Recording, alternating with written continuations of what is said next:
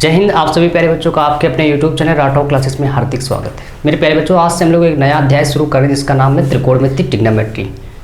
सबसे पहले तो विद्यार्थी के मन में एक सवाल उठता है, सबसे पहले हम लोग उसी को डिस्कशन करते हैं।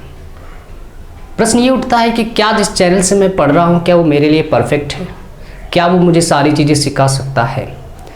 तो यकीन मान के चलिए हमारा YouTube चैनल एक ऐसा चैनल है जो कमज़ोर से कमज़ोर विद्यार्थियों को भी सोच के और ध्यान में रखकर ही चीज़ों को बताता है कि ये कैसे हुआ है।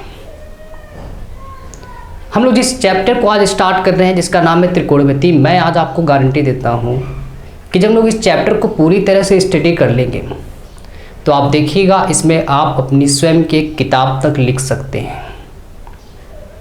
इतने शानदार कॉन्सेप्ट की तरह से बारीक पॉइंट को हम लोग डिस्कशन करते चलेंगे और आप देखिएगा जिस दिन ये टॉपिक ख़त्म होगा या अभी से आप देखिएगा आपको सारी चीज़ें कितनी आसानी से सरलता से क्लियर होती चली जाएंगी। चलिए सबसे पहले स्टार्ट करते हैं आज की क्लास और समझते हैं कि ट्रिग्नोमेट्री में कुछ बेसिक पॉइंट हैं। हम लोग सबसे पहले उनको जानेंगे और उन पॉइंट की हेल्प से हम लोग सारे सवालों को बड़ी सरलता से लगा सकते हैं। तो चलिए स्टार्ट करते हैं। तो सबसे पहले आपको मेरे प्यारे बच्चों ये पता होना चाहिए कि त्रिभुज में 3 तरह की भुजाएं होती हैं। इसमें से एक कर्ण हाइपोटेनस, लंब परपेंडिकुलर और एक आधार जिसे हम लोग कहते हैं बेस। 3 चीज़ें होती हैं। अब वो 3 चीज़ें आपस में कैसे बदलती हैं इस बात को समझते हैं। जैसे मान लीजिए सबसे पहले कुछ बेसिक कॉन्सेप्ट हम लोग समझ रहे हैं और आप देखिएगा कि इस कॉन्सेप्ट से आप अभी तक जो पढ़ रखे तो उसमें थोड़ा सा इजाफा होगा और उसको आप बड़ी सरलता से सीखेंगे। देखिए कैसे। जैसे मान लीजिए मैंने आपसे कहा कि एक त्रिभुज है, एक ये ट्रायंगल बना हुआ है। इसमें तो लोग मान लेते हैं कि ये ए है, ये बी, ये सी, ठीक है। अब आपको पता है इसमें अगर मैंने इस ट्रायंगल की बात की और मैंने बताया कि जो है ये एंगल ए वो 90 अंश का है, एंगल ए 90 अंश का है। इसके बाद मैंने किसी भी एंगल का कोई जिक्र नहीं किया, तो आप सिंपल भाषा में कह सकते हैं कि ये जो है लंब है। कौन सी साइड? ए बी लंब है। इसके बाद आप कह सकते हैं कि जो ए सी है वो आधार है और जो बी सी है ये कर्ण है। इसमें मेरे प्यारे बच्चों किसी भी तरह से कोई दिक्कत नहीं है। लेकिन यदि यहाँ पे एक कोण का जिक्र कर दिया जाए या फिर बी या फिर सी का, ठीक है, जो 90 का जिसमें कोण रहेगा उस पर आपको किसी भी तरह का कोई डिस्कशन नहीं करना है। जो बाकी जो 2 कोण रहेंगे उसमें से आपको देखना है कि किस कोण की बात की जा रही है। जैसे मान लेते हैं कि हम लोग बात करते हैं कोण बी की, ठीक है। इस तरह से आप समझ गए कि ऐसे अगर आप किसी भी एंगल का जिक्र ना हो तो आप उसको सीधी भाषा में कह सकते हैं ये लंब है, इसको हम लोग कहेंगे परपेंडिकुलर, ये आधार है जिसको आप कहेंगे बेस और ये कर्ण है जिसको आप कहेंगे हाइपोटेनस, ठीक है। अब मान लीजिए सपोज कर लीजिए कि कुछ देर के लिए मैं बात कर रहा हूँ कि कोण बी से सारे काम को करना है, ठीक है। कोण बी से सारे काम को करना है तो आपको यहाँ पे अब याद रखना पड़ेगा कि जो ये वाली साइड है ये अब बेस यानी कि आधार नहीं है। कैसे? कि जो एंगल हम लोग किस कोण को लेंगे, हम लोग जिस भी कोण को लेंगे उसके सामने की जो भुजा होगी वो हमेशा याद रखिएगा लंब होगी, परपेंडिकुलर होगी। और 90 के सामने की जो भुजा होगी उसको हमेशा याद रखिएगा हाइपोटेनस, जिसको हम लोग कहेंगे कर्ण होगी। और बाद में जो बचेगा उसको हम लोग हमेशा कहेंगे बेस, इट मीन्स आधार, ठीक है। अभी आपने देखा था जब हम लोग एक नॉर्मल ट्रायंगल बना रहे थे तो जो लंब था वो ये वाली साइड थी, आधार था वो ये वाली साइड थी, कर्ण यही था। इससे ये पता चलता है कि जो कर्ण है वो कभी भी चेंज नहीं होता है, ठीक है। इस बात को याद रखिएगा। यानी कि क्या पता चल रहा है कि जो थीटा जिस भी एंगल से हम लोग काम को करेंगे उसके सामने की भुजा को आप क्या कहेंगे कि वही लंब है। जैसे सपोज कर लेते हैं, कुछ देर के लिए सपोज कर लीजिए कि इस बार मैंने जो एंगल बी न लेके सी ले लिया, फिर देखिएगा क्या होता है।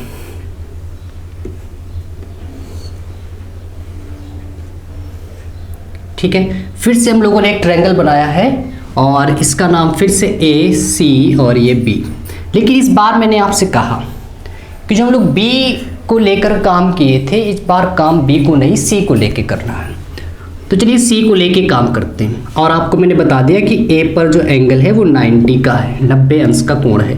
तो 90 के सामने की जो प्यारे बच्चों भुजा होगी वो हमेशा याद रखिएगा कर्ण है।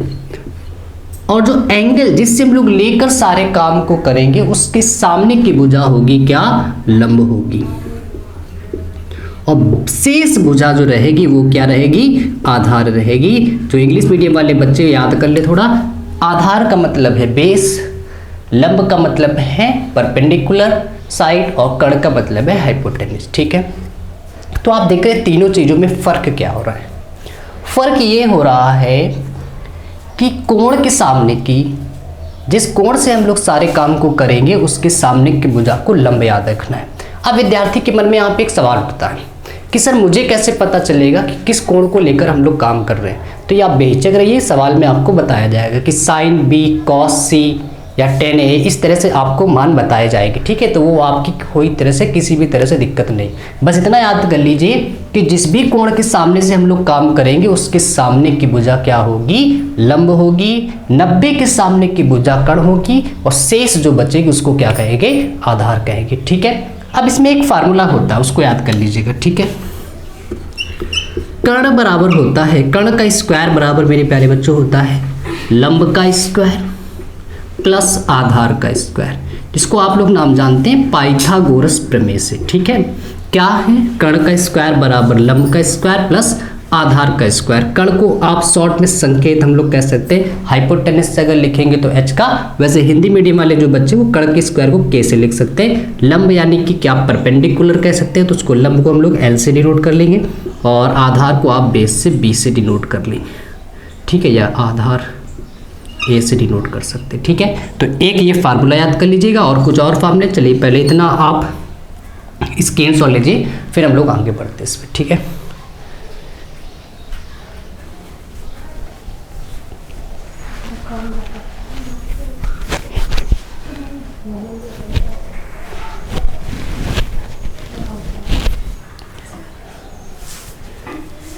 चलिए तो यहाँ तक आपने स्क्रीनशॉट इसका ले लिया, पूरी तरह से समझ लिया कि 90 के सामने की भुजा जो होगी वो कर्ण होगी। थीटा के सामने, थीटा मतलब जिसे हम लोग काम करेंगे, ठीक है, इसको हम लोग रिप्रेजेंट करेंगे थीटा से। ठीक है, और थीटा के सामने की जो भुजा होगी वो क्या होगी, लंब होगी। जो शेष भुजा होगी वो क्या होगी, आधार होगी। ठीक है, जैसे अगर लंब आपने ये माना है, थीटा अगर आपने ये माना है तो लंब कौन है, AC है। यदि आपने थीटा C को माना है तो लंब कौन है, AB है। ठीक है, कर्ण कभी भी चेंज नहीं होता है। अब इसके बाद फॉर्मूला क्या है कि कर्ण का स्क्वायर बराबर लंब का स्क्वायर प्लस आधार का स्क्वायर। ठीक है, अब इसके बाद हम लोग थोड़ा सा और आगे बढ़ते हैं। अब बात करते हैं ट्रिग्नोमेट्रिक फंक्शन की, त्रिकोणमितीय फलन की। ठीक है, आराम से हम लोग सारी चीज़ों को सीखेंगे, बिल्कुल भी घबराहट की ज़रूरत नहीं है। मैंने आपसे कह रखा है कि चीज़ों को आप ऐसा पढ़िए जो आप हमेशा याद रख पाए उसको। ठीक है, चीज़ों को कभी भी रटना नहीं है आपको गणित में, और हमारा चैनल आपको भरसक प्रयास करेगा सारी चीज़ों को एग्जैक्ट समझाने की। चलिए सबसे पहले बात करते हैं कि कितने त्रिकोणमितीय फलन होते हैं। ठीक है, त्रिकोणमितीय फलन की बात करते हैं। अच्छे से नोट्स बनाते चलिएगा, मैं आपको सारी चीज़ें कवर करवाऊंगा, आप बिल्कुल आप टेंशन न लें। त्रिकोणमितीय फलन मेरे प्यारे बच्चों 6 त्रिकोणमितीय फलन होते हैं, जिसमें से पहला आपको याद रखना है साइन थीटा, दूसरा कॉस थीटा, तीसरा tan theta, cot theta, sec theta और लास्ट में कॉसेक थीटा। और इसी सीरियल से याद करना है। ठीक है, आपको ये साइन के बाद कभी पूछा जाए कि कौन सा ट्रिग्नोमेट्रिक फंक्शन रहेगा, आप डायरेक्ट टेन का नाम ले लेंगे, साइन के बाद कॉस, टेन, फिर कॉट, फिर सेक, फिर कॉसेक, इस तरह से इसको याद करना है। ठीक है, इससे काफ़ी जो आप फार्मूले आगे पढ़ेंगे, जब मैं आपको पढ़ाऊंगा तो बहुत आसानी से याद कर सकते हैं इसी ट्रिक से।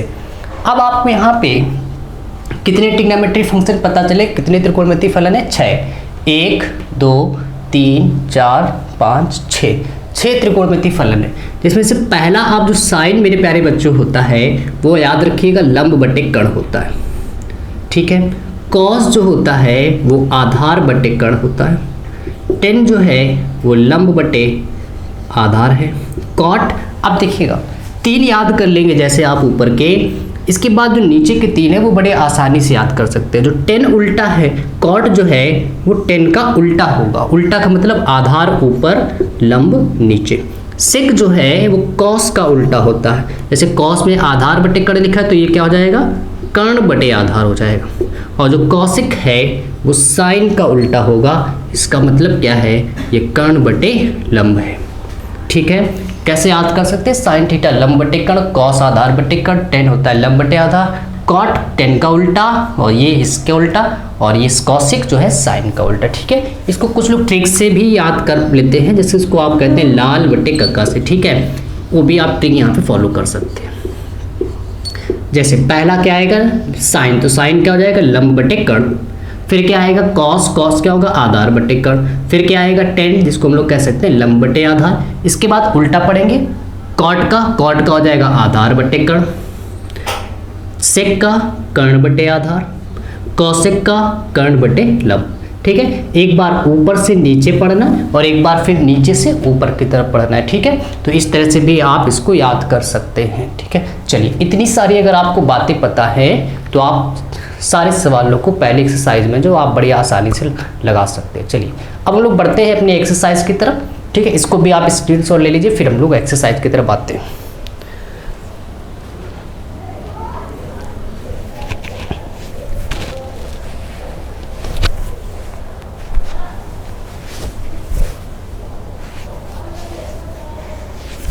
चलिए, अब हम लोग बढ़ते हैं एक्सरसाइज की तरफ। पहला सवाल आप देख रहे हैं, वो क्या लिखा हुआ है,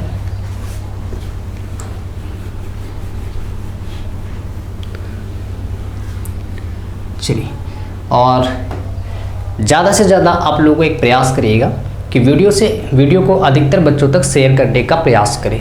और जो भी बच्चे आज नए हैं, आप वीडियो को लाइक भी करें, सब्सक्राइब भी करें और अधिकतर लोगों तक, अपने सारे दोस्तों तक इसको शेयर करें, ताकि वो घर पर सुरक्षित रहकर आप वीडियो से पढ़ते रहें और अच्छा सा नॉलेज लेते रहें। ठीक है, चलिए, तो सबसे पहले बात करते हैं पहले सवाल की। एक्सरसाइज आप देख लीजिएगा, एक्सरसाइज कौन सी, 8.1। ठीक है, तो 8.1 में आप देख रहे हैं जो पहला सवाल लिखा हुआ है, मैंने यहाँ पे लिख भी रखा है बोर्ड पे, आप देख रहे हैं एक्सरसाइज है 8.1। ठीक है, पहला सवाल देखिए क्या लिखा है, त्रिभुज ABC में जिसका कोण B कैसा है, समकोण है। समकोण का मतलब राइट एंगल ट्रायंगल, जिसको आप कहते हैं हिंदी भाषा में समकोण, यानी कि 90 अंश का कोण है।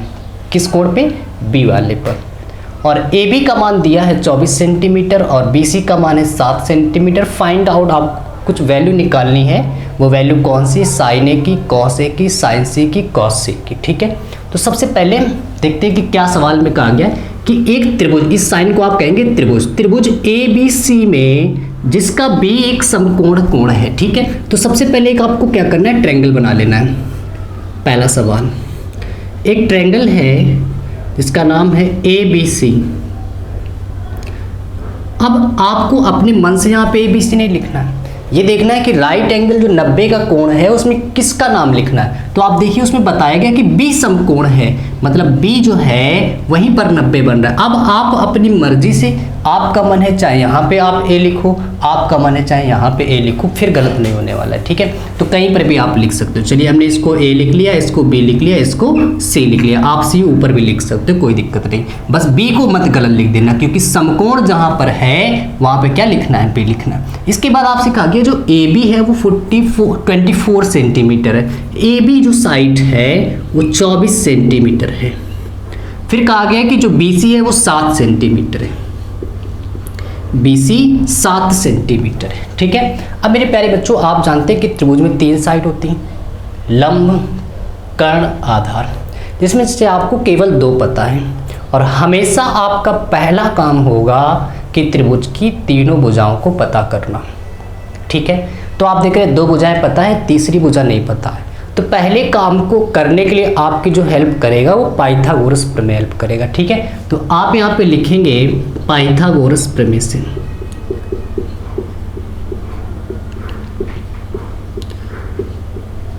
पाइथागोरस प्रमेय से, पाइथागोरस प्रमेय अभी मैंने आपको बताई, कर्ण का स्क्वायर बराबर लंब का स्क्वायर प्लस आधार का स्क्वायर। अब आप अभी बिल्कुल कंफ्यूज नहीं हो जी, क्योंकि ये 90 है, 90 के सामने एक भुजा कण है जो कि आपको निकालनी है, ठीक है। अब आप कहोगे सर मुझे ये कैसे पता चलेगा लंब कौन है आधार। अभी मैंने कोण का कोई जिक्र ही नहीं किया है कि ए को लेके काम कर रहा है या फिर सी को लेके काम कर रहा है। तो नॉर्मल स्थिति में अगर आप देखोगे तो लंब कौन है 24 है, ठीक है। आधार कौन है 7 है। फिर यहां से आप कह सकते हो कण का स्क्वायर 24 का वर्ग मेरे प्यारे बच्चों होता है 576, ठीक है। आप निकाल भी सकते हो 24 इंटू 24, ठीक है। 4 चौको 16, 4 दूनी 8 1 9, 2 चौको 8, 2 दूनी 4, ठीक है। 6 9 8 17, 5 4 और 1 5, ठीक है। लेकिन अब अगले से इसको याद कर लीजिए, देखो 24 का जो वर्ग है वो कितना है 576। 7 का वर्ग इसी तरह आप निकालोगे तो 49 आएगा। दोनों को आप जब जोड़ दोगे तो 625, और 625 मेरे प्यारे बच्चों जो वर्ग है वो 25 का होता है, ठीक है। स्क्वायर से स्क्वायर कंपेयर हो गया तो कण का जो मान आ गया वो 25 सेंटीमीटर, ठीक है।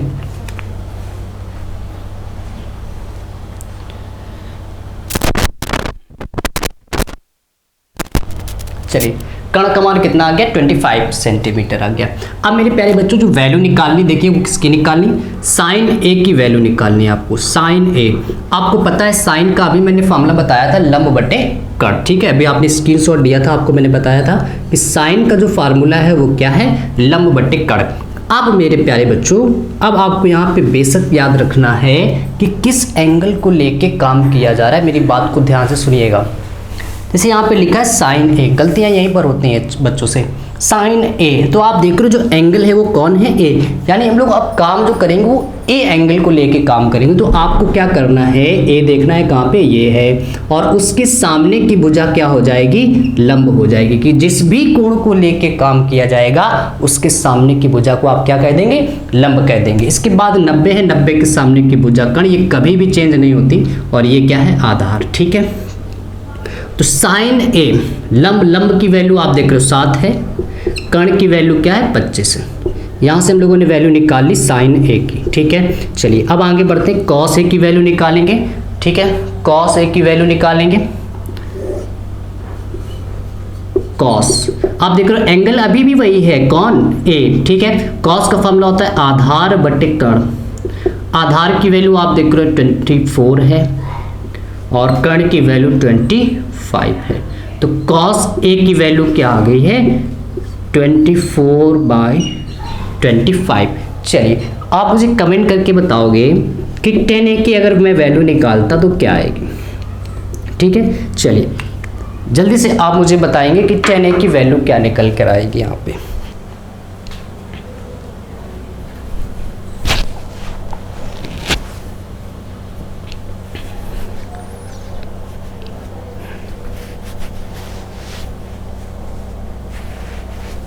हाँ चलिए जल्दी से कमेंट करके आप बताएंगे कि tan a की अगर वैल्यू निकाली जाए तो क्या आएगी।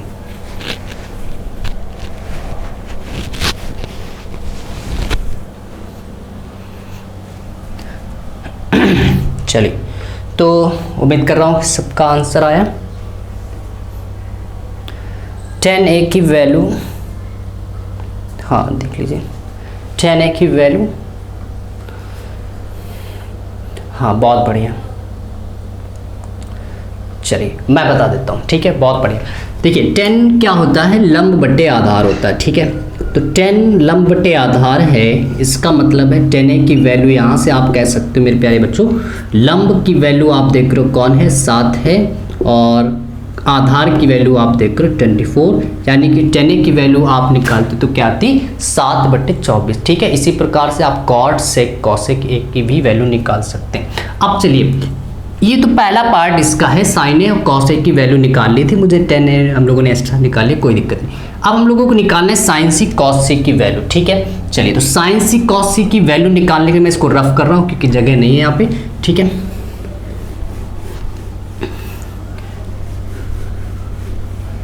फिर से आप क्या करेंगे कि इस ट्रायंगल को फिर से बनाएंगे, और इस बार जो वैल्यू निकालनी मेरे प्यारे बच्चों ध्यान से देखिए आप इस चीज़ को, लिखा है साइन सी, क्या लिखा है साइन सी। अब आप देखिए अभी तक जो हम लोगों ने काम किया था वो साइन ए को लेके काम किया था। आप देखिए ट्रायंगल क्या लिखा था, वहां पे ए लिखा था, जबकि अब जो है कोण क्या है, सॉरी एंगल जो लिखा था उस समय ए लिखा था, अब जो एंगल है वो क्या लिखा है, सी लिखा है। अब जो काम हम लोगों को करना है वो ए को लेकर नहीं करना है, सी को लेकर करना है। तो यानी कि यहाँ पर अब ये चेंज होने वाला है, कण चेंज होता नहीं तो आप उसको वैसे लिख देंगे। अब हम लोगों ने जो एंगल लिया है वो सी लिया है, तो सी ये है, और एंगल जिस भी एंगल को लेके काम करेंगे उसके सामने की जो भुजा है वो ही लंब कहलाती है। ठीक है, तो इस बार लंब ये है और आधार क्या है, ये है। कण कभी भी चेंज नहीं होता है। अब आपको बताना है साइन सी, फार्मूले में कभी कोई परिवर्तन नहीं, फार्मूले जितने बना देंगे वो वही है, बस ये एंगल यहाँ पे जो ट्रायंगल में जो ये साइड है ये आपस में चेंज होती रहती है। तो लंब बटे कण, तो साइन सी की वैल्यू यहाँ से आप कह सकते हो लंब की वैल्यू है 24, कर्ण की वैल्यू है 25। इसके बाद आपको कॉस सी की वैल्यू निकालनी, अभी भी एंगल वही है सी, तो लंब कॉस का फार्मूला आधार बटे कर्ण, तो आधार की वैल्यू आप देख रहे हो मेरे प्यारे बच्चों 7 है, कर्ण की वैल्यू क्या है 25 है। तो ये आ गई वैल्यू कॉस सी की। उम्मीद कर रहा हूँ कि आपको ये चीज़ बिल्कुल आसानी से अब समझ में आ गई होगी। जो भी आप परपेंडिकुलर, हाइपोटेनस और जो बेस में अभी तक दिक्कत थी आपके, वो अब आप सारी चीज़ों को समझ गए। ठीक है, चलिए तो ये था सवाल पहला। अब हम लोग दूसरे नंबर सवाल की तरफ बढ़ते हैं।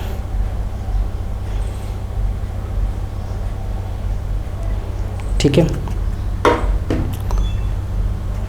तो दूसरा नंबर सवाल क्या है, in figure tan p minus cot r का मान आपको पता करना है। ठीक है, तो सबसे पहले देखते हैं कि फिगर क्या कहा दिया गया है।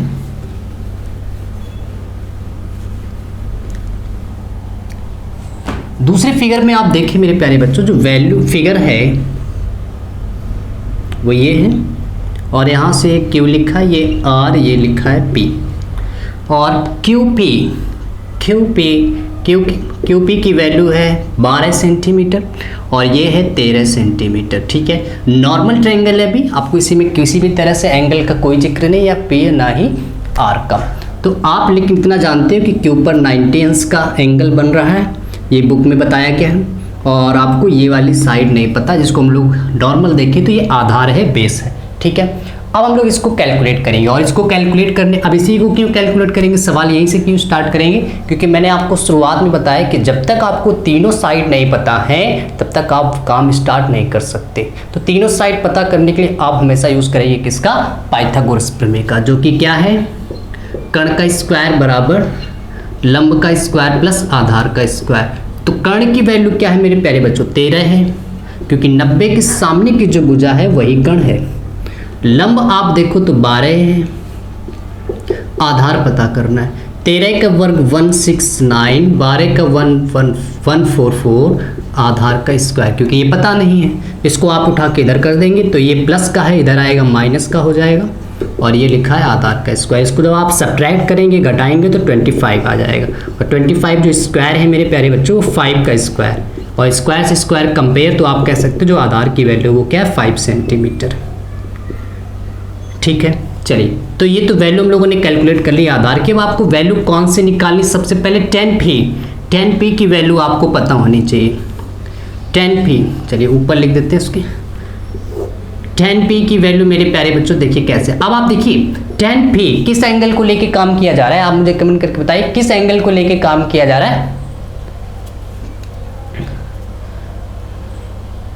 बिल्कुल, एंगल जो है वो P को लेके काम किया जा रहा है, तो P अब ये है, और एंगल जिस भी एंगल को लेगी उसके सामने की जो भुजा है वो लंब है, बाकी जो बचेगी वो क्या है, आधार। कर्ण कभी भी चेंज नहीं होता है। तो tan का फार्मूला आप जानते हो, लंब बटे आधार होता है। लंब की वैल्यू मेरे प्यारे बच्चों आप देख रहे हो 5 है, आधार की वैल्यू आप देख रहे हो क्या है 12 है, tan p की वैल्यू। अब इसके बाद किसकी वैल्यू कैलकुलेट करनी, cot r की, cot r की। अब आप देख रहे हो ट्रायंगल में चेंज क्या किया गया है, चेंज ये एंगल में चेंज क्या किया गया है, इस बार एंगल R को लिया जा रहा है, जबकि अभी एंगल P को लिया गया था। अब हमारा एक नया फिगर फिर से ये बनेगा, ठीक है, क्योंकि मैं इसको मिटा सकता हूँ, मेरे पास जादू सा है, ठीक है, आपके पास ऐसा जादू नहीं है, तो आप एक नया फिगर बना लेंगे। ठीक है, तो cot R, इस बार एंगल क्या है R, तो एंगल ये है, एंगल के सामने की भुजा होती है लंब, ये क्या हो जाएगा आधार। जिस भी एंगल को लेके काम करेंगे उसके सामने की भुजा लंब है। बिल्कुल हम लोगों ने अच्छी तरह से समझ लिया। तो कॉट का काम करने जा रहे हैं। कॉट होता है tan का उल्टा फार्मूला आधार बटे लंब। तो आधार की वैल्यू क्या है 5 है, लंब की वैल्यू क्या है 12 है। मेरे प्यारे बच्चों ये वैल्यू आ गई कॉट आर की। लेकिन ध्यान रखिए हम लोगों को tan p कॉट आर की वैल्यू कैलकुलेट नहीं करनी, हमें क्या निकालना है सवाल में आप वो देखिए, tan p minus cot R की वैल्यू निकालनी है। तो आप कहोगे सर आप इतना ये बवाल क्यों कर रहे थे अलग अलग करके। ठीक है मेरे प्यारे बच्चों, जब तक आपको इसकी वैल्यू नहीं पता थी तब तक आप इसका मान कैसे निकाल सकते थे। क्या आप इस फार्मूले को डायरेक्ट मतलब इस चीज़ को आप डायरेक्ट लिखिए, इसका डायरेक्ट फार्मूला लगा के कर सकते हैं। ठीक है तो चलिए tan की p की वैल्यू आपने क्या निकाली 5/12, कॉट आर की वैल्यू आपने निकाली है 5/12। ठीक है दोनों सेम आ रहे हैं, एक माइनस की एक प्लस की कैंसिल हो गई, तो क्या आंसर आ गया इसका 0 आंसर आ गया। ठीक है आप देख रहे हैं इसका आंसर क्या आ रहा है 0 आ रहा है। तो उम्मीद कर रहा हूँ मेरे प्यारे बच्चों आपको पूरी तरह से अच्छी तरह से समझ में आ रहा होगा। ठीक है चलिए तो अब आप देख रहे हैं जो ये सवाल है आप इसको भी करने का प्रयास करेंगे।